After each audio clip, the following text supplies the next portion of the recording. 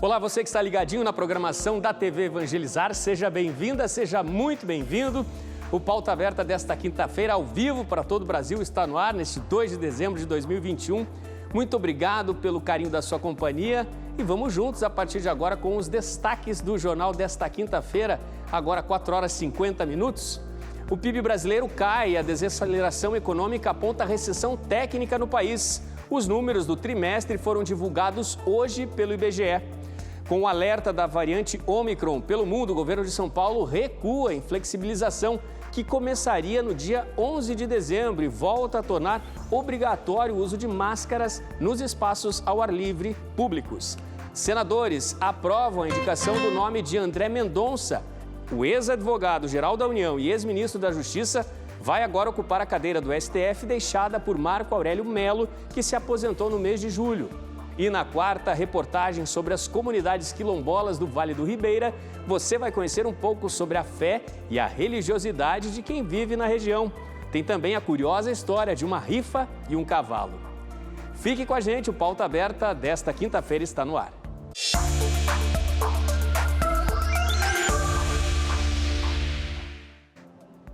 O IBGE divulgou hoje os números do PIB, o Produto Interno Bruto do país, no terceiro trimestre do ano. E os números são de recuo, revelam que houve queda de 0,1% na comparação com o trimestre anterior.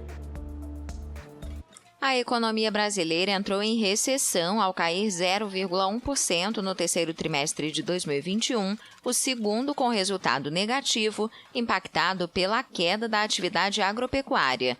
As informações foram divulgadas nesta quinta-feira pelo Instituto Brasileiro de Geografia e Estatística.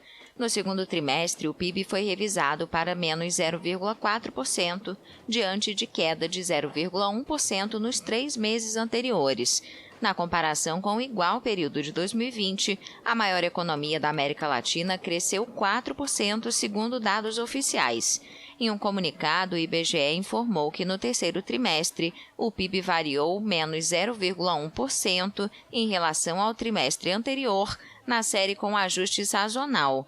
A atividade agrícola caiu 8,0%, a indústria ficou estável e os serviços subiram 1,1%. O mercado estima resultado entre 0,3% e menos 0,6%, com a maioria esperando queda, segundo o levantamento do jornal Valor. No segundo trimestre deste ano, o PIB desacelerou a recuperação iniciada no terceiro trimestre de 2020, após o colapso causado pela pandemia.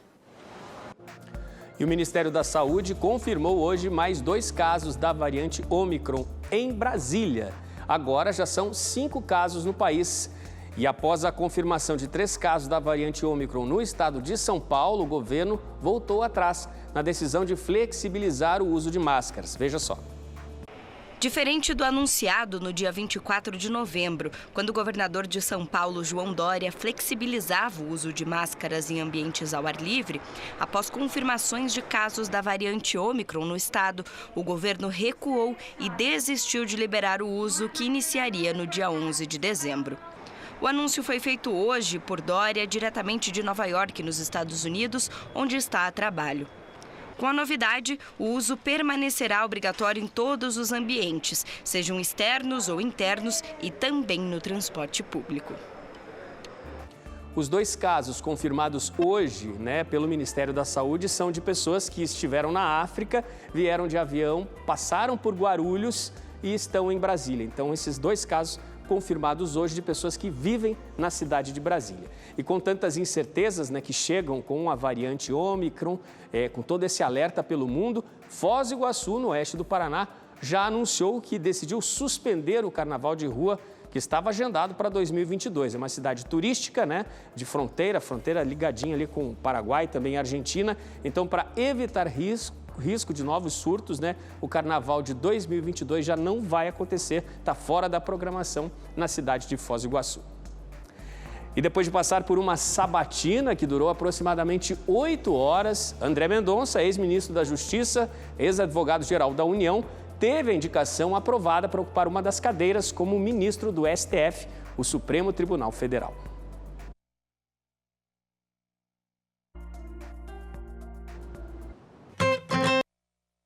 Os senadores aprovaram a indicação de André Mendonça para o Supremo Tribunal Federal.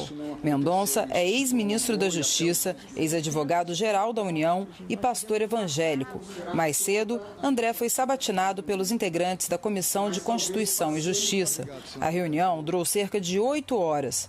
No plenário, ele recebeu 47 votos a favor e 32 contra. Mendonça assume a vaga de Marco Aurélio Mello, que se aposentou em julho deste ano. Está aprovada a indicação do senhor André Luiz de Almeida Mendonça para exercer o cargo de ministro do Supremo Tribunal Federal. Ninguém pode ser vetado pela sua condição religiosa. Ao contrário, o que temos hoje diante de nós é um técnico, um profissional, um servidor público federal que tem uma carreira muito diligente, uma dedicação ao serviço público e, portanto, as condições técnicas suficientes para ocupar esse cargo no Supremo Tribunal Federal. Assumi vários compromissos no dia de hoje. Compromissos com a minha nação. Não tem nada mais gratificante para mim do que servir ao meu povo. Como eu disse na sabatina, eu não sou perfeito. Eu não sou o melhor. Eu não sou mais inteligente. Mas eu acredito que com persistência, com resiliência, com dignidade, respeitando as pessoas, você é capaz de transformar a sua própria realidade e a realidade do seu povo. Eu estou honrado em poder servir ao meu país no Supremo Tribunal Federal. E a posse do novo ministro do Supremo já está com data marcada para 16 de dezembro. Além da vaga de André Mendonça para o Supremo, o Senado também aprovou a indicação feita pelo presidente de sete nomes para ocuparem vagas como embaixadores do Brasil. E a PEC dos precatórios, que até chegou a entrar na agenda para ser votada ontem, foi votada e aprovada hoje no plenário do Senado. Por 61 votos a 10, depois de sessão semipresencial, o Senado aprovou o texto da PEC dos precatórios. Garantir a aprovação da PEC dos precatórios era uma grande aposta para o governo federal para garantir espaço fiscal, mais 90 bilhões de reais no orçamento e fazer e garantir o pagamento do Auxílio Brasil, esse novo programa que começa a valer aí, o programa do governo federal, que chegou para substituir o Fome Zero. A alteração no teto de gastos públicos e as mudanças de regras para pagamento de precatórios, incluídas no texto dessa PEC aprovada hoje, são dois dos principais pontos que mobilizaram tantos questionamentos, tantas conversas e negociações entre os senadores. A PEC dos precatórios viabiliza o pagamento de R$ 400 do Auxílio Brasil a 17 milhões de famílias brasileiras que passaram a ser beneficiadas. Também hoje, o Senado aprovou a MP que cria o Auxílio Brasil. O texto agora vai para a sanção presidencial. E sabe aquela tão sonhada compra da casa própria? Já pensou em encontrar um imóvel que você está procurando com preços abaixo da média do mercado e em melhores condições para o pagamento? Então fique ligado, até o dia 20 de dezembro a Caixa está vendendo imóveis pela internet em todo o país, com condições muito especiais de preço. E o financiamento pode ser de até 100% do valor da compra. Quem nunca teve um sonho da casa própria? Isso agora pode se tornar realidade. Pela internet, você pode comprar o seu imóvel. As unidades estão disponíveis em algumas regiões do país com valores abaixo do mercado e com condições diferenciadas de desconto e financiamento. No site da Caixa Econômica Federal, até o dia 20 de dezembro. A Caixa coloca ele por um preço mínimo do valor da dívida ou do valor do financiamento, certo? Para restituição. E aí você tem a oportunidade de fazer a arrematação, caso te interesse, por aquele preço mínimo que está sendo ofertado. Segundo a Caixa, os imóveis disponíveis pela internet são livres de qualquer ônus para o comprador. Dívidas pendentes, como condomínio e IPTU, geradas até a data da aquisição, são quitadas pelo banco. A Caixa oferece 4 opções de linha de financiamento para aquisição de imóvel novo ou usado: TR, IPCA, poupança Caixa e taxa fixa. A grande dificuldade, que era aquela entrada, neste caso nós conseguimos resolver. Então é uma novidade exatamente que nós utilizamos para esses leilões virtuais. Nós já vendemos mais de 10 mil casas e apartamentos deste modo neste ano e ajuda porque dá mais visibilidade e funciona para o Brasil inteiro. Oportunidade daquelas, hein, para muitos brasileiros. Xenobots, você já ouviu este nome? Pois guarde bem, é o sinal de mais um passo importante da ciência. É a combinação de inteligência artificial e biologia molecular que criou os mini-robôs. Isso mesmo, esses mini-robôs são organismos vivos que, de acordo com os cientistas, num futuro próximo, poderão ter capacidade até para fazer a limpeza dos oceanos. Formados a partir de células-tronco de uma espécie de rã africana, os primeiros robôs vivos são chamados xenobots e, de acordo com os cientistas, são capazes de se reproduzir. Com menos de 1 milímetro de largura, essas pequenas bolhas foram reveladas em 2020, após experimentos mostrarem que seriam capazes de se mover, trabalhar juntas em grupo e até mesmo se autocurar. De acordo com os pesquisadores da Universidade de Vermont e da Universidade Tufts, nos Estados Unidos, os responsáveis pelo artigo científico, os xenobots agrupam centenas de células individuais e as organizam como robôs bebês. Depois de alguns dias, a prole evolui para se parecer e se mover exatamente como seus pais. O curioso é imaginar que robôs tenham essa aparência, quando estamos acostumados a imaginá-los de metal. De acordo com o especialista em robótica, Josh Bongar, o que define os robôs são as ações, e por eles apresentarem vida própria, são classificados como tal. Mas também são claramente um organismo feito de células. Essa combinação de biologia molecular e inteligência artificial pode auxiliar na coleta de microplásticos nos oceanos, na inspeção do sistema radicular das plantas e também na medicina regenerativa. A seguir, a gente mostra para você um pouco da curiosa viagem de um avião que parou o trânsito na estrada. O destino, litoral do Paraná.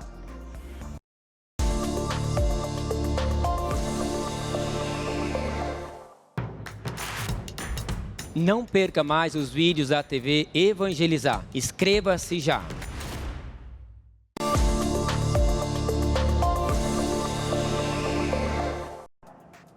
Pauta aberta de volta para esse segundo bloco, ao vivo para todo o Brasil, 5 horas, 5 minutos. Vamos agora falar da viagem do Papa. O Papa Francisco começou hoje, nesta quinta-feira, mais uma viagem apostólica. Dessa vez ele vai ao Chipre e também à Grécia. Vão ser 5 dias de programação que prevêem celebrações, encontros e visitas a chefes de Estado. Quem tem mais informações é o nosso correspondente em Roma, Jusinei Cardoso. A última peregrinação internacional do Papa Francisco este ano teve início na manhã de hoje. Às 11 horas, pelo horário de Roma, 7 da manhã no Brasil, ele e os demais membros da comitiva embarcaram com destino à cidade de Lanarca, na ilha de Chipre, primeiro destino do pontífice. Do aeroporto, ele segue para a capital Nicósia, onde acontece a cerimônia de boas-vindas. Francisco terá encontros com o presidente do país e demais autoridades. Amanhã, o Papa se reúne com o arcebispo ortodoxo de Chipre e com o Santo Sínodo. Na sequência, ele preside uma missa e um momento ecumênico de oração com a participação de imigrantes. No sábado, Francisco desembarca em Atenas, capital da Grécia, onde receberá as boas-vindas do presidente e do primeiro-ministro gregos. Nos 3 dias em que permanecerá no país, o Santo Padre terá encontros com autoridades, comunidade católica, refugiados, jovens e com o arcebispo de Atenas. Esta é a 3ª viagem do Papa Francisco este ano, a 35ª do pontificado de Bergoglio. Como Chipre e Grécia são 2 países majoritariamente ortodoxos, a grande missão do Santo Padre será reforçar a união entre as diferentes confissões cristãs. De Roma, na Itália, Jusinei Cardoso, para a TV Evangelizar. Jusinei Cardoso nos trazendo aí, todos os detalhes dessa viagem do Papa. Gente, e hoje, na 4ª e última reportagem da série Quilombo, uma produção exclusiva da TV Evangelizar, o jornalista Ricardo Vilches nos mostra em detalhes a religiosidade das comunidades quilombolas do Vale do Ribeira. Curiosidades, exemplos de fé onde os hábitos católicos estão também muito bem preservados.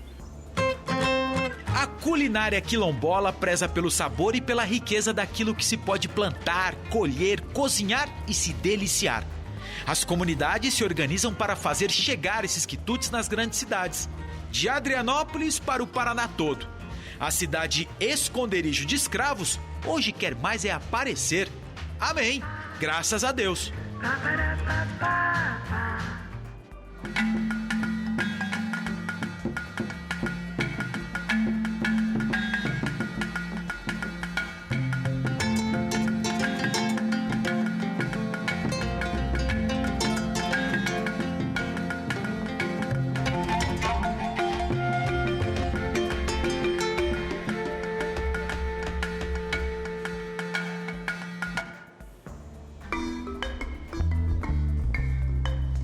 Quilombola sim, cristãos também. Engana-se quem pensa que os descendentes de escravos não cultuam os hábitos católicos. Esta igreja na comunidade João Surá foi construída pelos e para os negros. É a Capela Santo Antônio dos Padres Marianos. Dona Irani se abre toda ao falar do sino da igreja. Comentário é que a seria uma família frase. dela tem tudo a ver com isso aí. Nada é além. história antiga de uma Mas também rifa posso e um ir direto. cavalo. O meu bisavô, né, colocou um cavalo no leilão de Santo Antônio, que o cavalo tinha ficado doente, né? Aí ele falou assim, esse cavalo não Eu morre, posso comentar assim, eu vou olha, fazer a história... eu vou fazer um pedido para Santo Antônio. A história da eu vou rifa e do vender esse cavalo, sensacional. Eu vou colocar no Coisa assim, leilão, só quer pra- dizer, né? Só para não Aí quebrar, né? mano? Colocou, Tudo. né? E daí depois de vender o cavalo e do dinheiro do cavalo compraram esse sino que está aí até hoje. Será que era caro esse sino, hein? Olha, não... Ué, com certeza não foi barato, não. Foi caro, né? É, né? Que esse sino é muito bom. Nas comunidades, o papel de pais e avós foi fundamental para a construção da fé cristã. O Daniel aqui nos levou para uma caminhada num lugar muito especial para ele e a família. Mas antes disso, gente, vamos voltar a falar de cavalo. Um outro cavalo. Diga uma coisa, o que aconteceu com o senhor aí, com a perninha do senhor? Essa aqui é que quando eu tinha meus 15 anos, o cavalo quebrou minha perna, caiu e quebrou minha perna, né? Opa, me conta direito essa história. O senhor caiu? O que aconteceu? Resbalou e foi em cima das minhas pernas, quebrou. Quebrou e daí passou uns 8 meses e pouco, e daí que eu não contava pra minha mãe, pra me apanhar de volta, né? E aí o senhor não contou pra mãe? Não contei, porque se eu contasse eu apanhava mais. Mas, meu Deus do céu, quanto tempo o senhor levou pra contar pra mãe? Ficou uns 8 meses passados, né? E só depois o senhor foi no hospital? Eu já tava... Mas aí o senhor já tava... Só que quando eu vi que não tava aguentando, aí me obriguei a contar, né? Mas daí já é tarde, né? Desde que eu caí, paralisou tudo, né? Ah, o senhor tem uma perna maior que a outra daí. Ela parou por causa que não cresceu mais, né? E também não engordou, né? Entendi. Ficou parado. E o senhor voltou a andar de cavalo ou não? Não voltei mais não. Não dá, né? Que daí meu pai vendeu o cavalo, hein? Esclarecimentos feitos, chegamos até o nosso destino, o cemitério dos Bugres. Foi o pai do Daniel, o seu Nicolau, que mandou cercar e preservar o local. Desde que eu me conhecia, que é conhecido por Cruz do Bugre, né? Bugre? Bugre. Bugre é índio? É índio, exatamente. E por que tem esse nome aqui? É por causa que... que eu... Certo, foi meu avô que deu esse nome aqui, daí ficou como Cruz do Bugre, porque ele era dos Bugre também, né? No caso ele era um Bugre, né? Porque aqui nesse cemitério teve alguém enterrado, algum índio enterrado? Me parece que eu ouvi falar que sim. Essa é a conversa que sai de boca a boca? De boca a boca. Tá, mas e essas cruzes que a gente tá vendo aqui agora? Essa que nem eu falei, essa aqui é recém-nascido que tá enterradinho aqui, né? Então, as mulheres não podiam... ganhava, já nascia morto, já pegava já, né? Porque aqui é um lugarzinho sagrado para ninguém mexer, então eles voltavam aqui mesmo, né? Mas quanto tempo faz isso? Muitas tem uma e ideia? muitas histórias de fé. É surpreendente essa história da rifa, do cavalo e do sino da igreja.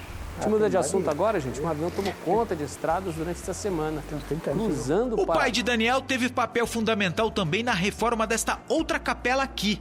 Antes, ela era toda de barro e madeira. Seu Nicolau mandou fazer outra casa, de tijolos, para servir de igreja para a comunidade. A Maria Aparecida, também da família, explica uma tradição antiga dos católicos daqui. O padre mandou fazer essa cruz Para todos nós pôr o nome da pessoa na cruz. Aqueles que compareciam. Quem comparecia, tem nome de criança, também gente de idoso, tudo já foi. Aqui está Jurema, Rosana, aqui está Anastácia, Maria Rosa, José. Quem que é esse pessoal aqui? Todos já foram, né? Só tem um pouco dos vivos só. Mas não foi só essa história que chamou a atenção, não. Essas imagens todas vocês compraram? Como é que é a história dessas imagens? Um pouco foi comprado, meu sogro comprou, e outros foi doado, né? Uhum. Aqui tinha só esse pedido, mas tá lá na cabezinha nossa que ela deu para a igreja, daí ela precisava fazer umas novenas, ela veio buscar. E pode ter tanta imagem aqui? Me explica isso. O padre falou que não, né? Não o quê? Não podia ter muito santo na igreja. Ah, é? Porque antigamente o altar era na parede. Uhum. Aí foi tirado tudo. Daí aí vocês diminuíram um pouco? Diminuímos. Daí foi feito era a minha tia dele mandou tirar para pedir para o padre arrumar, né? Daí E o que vocês fizeram com essas imagens? Nós enterramos no cemitério. Como assim? Foi feita uma sepultura e foi enterrado tudo lá no cemitério, porque não era para jogar na estrada e nem deixar nos cantos, né? Era para enterrar como se fosse uma pessoa? Não era para enterrar de bruço nem de cabeça para baixo. Por quê? Agora, isso aí é só... Tinha que enterrar, então, como se fosse uma pessoa. Uma pessoa. Para frente, para cima, assim? É. Não podia nem? Não. De cabeça para baixo? Nada. Tá. E que cemitério que enterraram isso? Na Cruz do Bugre. Sim, gente! Dona Maria Aparecida foi até o cemitério dos Bugres enterrar as imagens. O mesmo local onde, dizem, estão as crianças recém-nascidas. Será mesmo? Quem disse isso para a senhora? Que essas imagens foram enterradas lá? Porque eu com meu marido enterramos lá. A senhora? Eu mesmo enterramos. Mas me falaram que tem recém-nascido ali? Tinha recém-nascido. Tem bastante recém-nascido, né? Daí quando teve uma época, o prefeito proibiu, que não era mais para enterrar ninguém mais, porque tinha o cemitério em Adrianópolis. Agora a senhora me deixou em dúvida. O que tem enterrado lá, então? Tem enterrado muitas crianças. Criança que não foi um mês completo. Mas tem mesmo? Tem. A senhora já viu lá se tem? Agora não sei. Mas santo tem, imagem do santo tem. Tem. Que foi a senhora que enterrou. Eu que enterrei com meu marido. Por via das dúvidas, vamos deixar esse assunto do jeito que tá bom? Afinal, não se brinca com a crença de ninguém.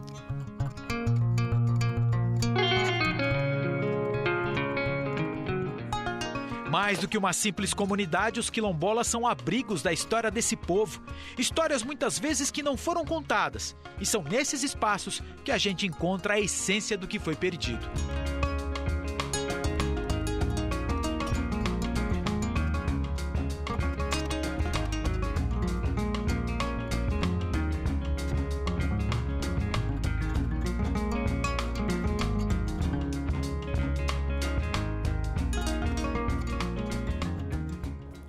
Surpreendentes, né? As histórias de fé que o Ricardo Vilches nos traz nessa que é a última reportagem da série aí sobre os quilombos no Vale do Ribeira. E outra história sensacional, né? A história da rifa, do cavalo e da cruz e do sino da igreja. Sensacional, brilhante a série de reportagens que toda a equipe da TV Evangelizar, junto com o jornalista Ricardo Vilches, terminam e conclui com essa última reportagem que a gente mostrou hoje. A gente muda de assunto agora, gente, porque um avião tomou conta de estradas durante essa semana cruzando o Paraná. Olha só. Uma movimentação fora do comum chamou a atenção de motoristas e moradores por onde passava nesta semana. As imagens de um avião sendo transportado na BR-277 deixou muita gente curiosa. Qual seria o destino desse gigante? Um casal que é apaixonado por aviação comprou o avião do modelo Airbus A318 com o objetivo de deixá-lo na própria propriedade, no centro da cidade de Morretes, no litoral do Paraná. O transporte da aeronave mobilizou equipes de especialistas, representantes da Companhia Paranaense de Energia, a Copel, e agentes da Polícia Militar. O avião, que tem capacidade para 120 passageiros, agora vai ficar no quintal da casa do casal.